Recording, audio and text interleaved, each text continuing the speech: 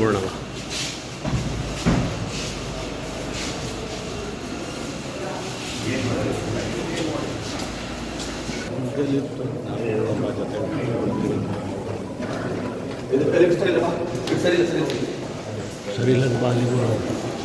ಈ ದಿನ ಕೋಟೆ ಪೊಲೀಸ್ ಠಾಣಾ ವ್ಯಾಪ್ತಿಯಲ್ಲಿ ಆಗಿದ್ದಂತಹ 125/26 ಏನು ಕೊಲೆ ಪ್ರಕರಣ, ನರಸಿಂಹ ಕೊಲೆ ಪ್ರಕರಣ ಇತ್ತು.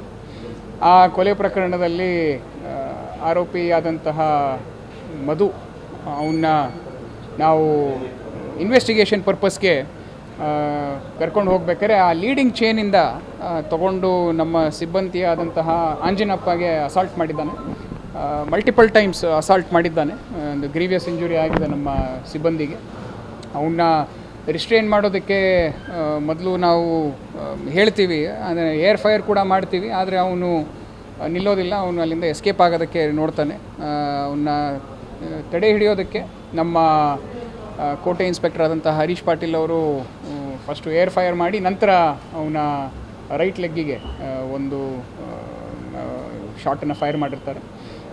ಅವನ್ನ ಇಮಿಡಿಯೇಟಾಗಿ ನಾವು ಅಲ್ಲಿಂದ ನಮ್ಮ ಮೆಗಾನ್ಗೆ ಶಿಫ್ಟ್ ಮಾಡಿದ್ದೀವಿ. ಈಗ currently he is receiving medical attention. ನಮ್ಮ ಸಿಬ್ಬಂದಿ ಆದಂಥ ಆಂಜನಪ್ಪನ್ನು ಕೂಡ ನಾವು ಇವಾಗ NHಗೆ ಶಿಫ್ಟ್ ಮಾಡಿದ್ದೀವಿ. ಅವ್ರಿಗೂ ಒಂದು currently is undergoing treatment.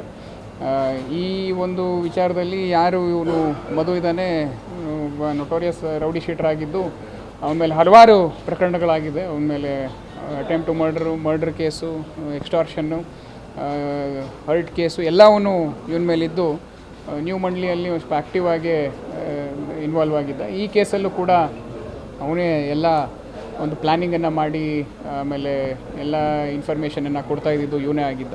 So ಇವನ ಮೇಲೆ ಇವತ್ತು ಅವನು ತಪ್ಪಿಸ್ಕೊಳೋದು ಹೋಗೋದನ್ನು ಅವಾಯ್ಡ್ ಮಾಡೋದಕ್ಕೆ ನಾವು ಈ ಒಂದು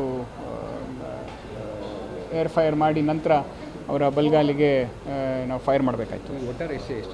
ಟೋಟಲ್ 5 ಜನನ ನಾವು ಅರೆಸ್ಟ್ ಮಾಡಿದ್ದೀವಿ ಕೇಸಲ್ಲಿ. ಎಲ್ಲರೂ ಕರೆಂಟ್ಲಿ ನಮ್ಮ ಕಸ್ಟಡಿಯಲ್ಲೇ ಇದ್ದಾರೆ. ಇವತ್ತು ಇನ್ವೆಸ್ಟಿಗೇಷನ್ ಪರ್ಪಸ್ಗೆ ನಾವು ಕರ್ಕೊಂಡು ಹೋಗ್ಬೇಕಾದ್ರೆ ಈ ಒಂದು ಕೃತ್ಯ ನಡೆದಿದೆ ನಮ್ಮಲ್ಲಿ. ಈ ಕರೆಂಟ್ಲಿ ಅನಿಲ್, ಅವನು ಮತ್ತು ಮಧು ಮತ್ತು ಕಾರ್ತಿಕ್, ಆಮೇಲೆ ಶಬರೀಶ್ ಮತ್ತು ರವಿ, ಇಷ್ಟು ಜನನ ನಾವು ಅರೆಸ್ಟ್ ಮಾಡಿದ್ದೀವಿ. ಅವರೆಲ್ಲರೂ ಕರೆಂಟ್ಲಿ ನಮ್ಮ ಕಸ್ಟಡಿಯಲ್ಲೇ ಇದ್ದಾರೆ. ಅವ್ರನ್ನ ಈಗ ಈ ಒಂದು ವಿಚಾರದಲ್ಲಿ ನಮ್ಮ ಇನ್ವೆಸ್ಟಿಗೇಷನ್ನ ಮತ್ತೆ ನಾವು ಮುಂದುವರಿಸ್ತೀವಿ. ಇದು ಹಳೆ ವೈಷಮ್ಯನೇ ಮುಖ್ಯ ಕಾರಣ ಆಗಿದ್ದು. ಇವ್ರಿಗೆ ಮತ್ತು ಇನ್ನೊಂದು ಗ್ಯಾಂಗಿಗೆ ಇಬ್ರಿಗೂ ಹಲವಾರು ಬಾರಿ ಹಿಂದೆ ಕ್ಲಾಶಸ್ ಆಗಿದೆ. ಆ ಒಂದು ವಿಚಾರದಲ್ಲೇ ಇವತ್ತು 2 days ago ಆ ಮರ್ಡರ್ ಆಗಿದ್ದು. ಅದನ್ನೇ ಈ ಏನು ಹಿಂದೆ ಹಳೆ ವೈಷಮ್ಯ ಇತ್ತು ಅದೇ ಮುಖ್ಯವಾದ ಕಾರಣ ಅಂತ ನಮಗೆ ನಮ್ಮ ಪ್ರಾಥಮಿಕ ತನಿಖೆಯಲ್ಲಿ ಕಂಡುಬಂದಿದೆ. ನಮಗೆ ಅದು ಇಸ್ಪೀಟ್ ಅಡ್ಡೆ ಬಗ್ಗೆ ನಾವು ನಮ್ಮ ಇನ್ವೆಸ್ಟಿಗೇಷನನ್ನು ಮುಂದುವರಿಸಿದ್ದೀವಿ. ಅಲ್ಲಿ ನಡೀತಿದ್ದು ಯಾರು ನಡೀತಿತ್ತು ಏನು, ಹಿಂದೆ ಆಗಿದ್ದಾಗ ನಾವು ಒಂದು 4 ಕೇಸ್ ಕೂಡ ಅಲ್ಲಿ ಮಾಡಿದ್ದೀವಿ. ಅದ್ರ ಬಗ್ಗೆ ನಮ್ಮ ಇನ್ವೆಸ್ಟಿಗೇಷನಲ್ಲಿ ಮತ್ತೆ ಏನು ಕಂಡು ಬರುತ್ತೆ ಅದನ್ನು ನಾವು ಮುಂದೆ ಬರೋ ದಿನಗಳಲ್ಲಿ ಅದನ್ನು ನಾವು ಇನ್ವೆಸ್ಟಿಗೇಷನಲ್ಲಿ ಮುಂದೆ ತರ್ತೀವಿ.